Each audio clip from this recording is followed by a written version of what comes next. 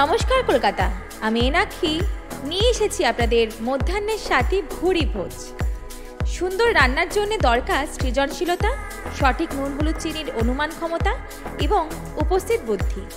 তাই আজ জেনে নেব কয়েকটি বাঙালি রান্নার টিপস। মাছ ভাজার সময় তেলের ছিটা কম করার জন্য তেলে একটু লবণ ছড়িয়ে দিন।